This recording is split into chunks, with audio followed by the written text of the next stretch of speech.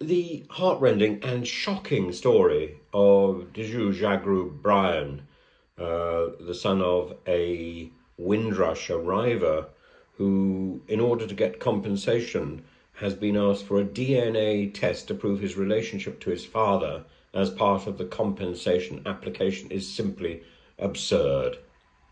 The Home Office now says that he's not required to provide a DNA test once the BBC got involved. But this is unacceptable.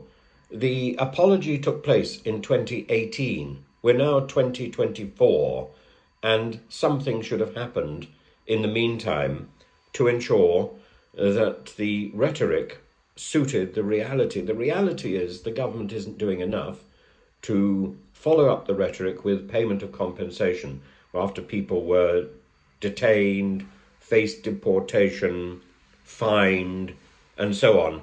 When these families came to London from Jamaica, from other countries, Trinidad, and so on, and have lived here for most of their lives, and have been treated so appallingly by our bureaucratic nonsense.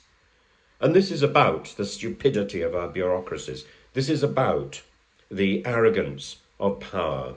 And this is simply unacceptable. Children of windrush descendants are eligible for compensation if they can prove that they've suffered losses. Similarly, children of those who have been affected by the post office scandal, presumably children of those affected by the haemophilia scandal, and so on. It's not just an individual who is hurt by the stupidity of governmental laziness and arrogance. It's also the families of those people who are hurt, and sometimes irreparably hurt. And the trauma, the financial loss, the emotional suffering that goes on.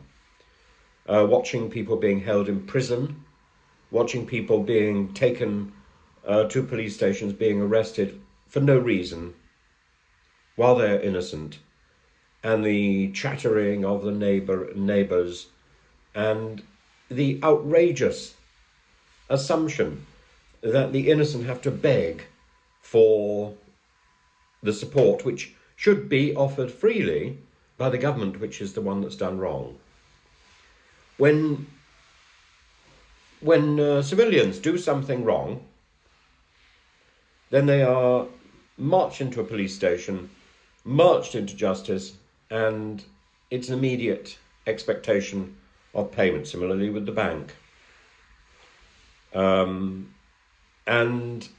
yet when the government does something wrong, when the banks do something wrong, when big business does something wrong, it's months, years before the compensation is finally granted. And even then, it's only granted after the victims have got on their knees, genuflected to power, and begged for what is their right.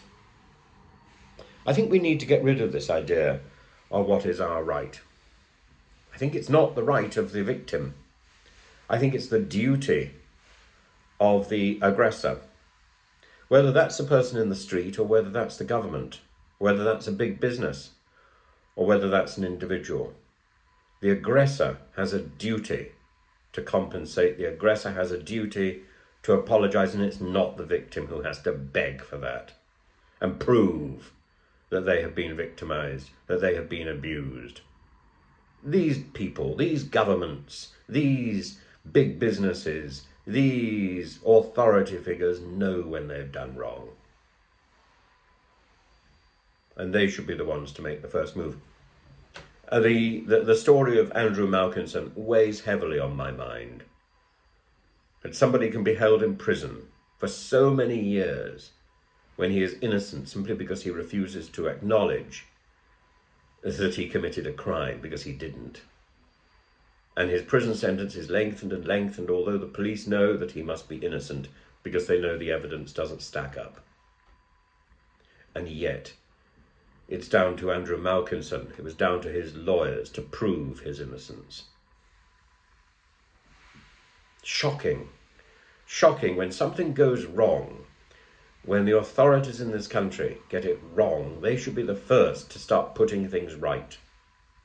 It shouldn't be down to the victims to beg.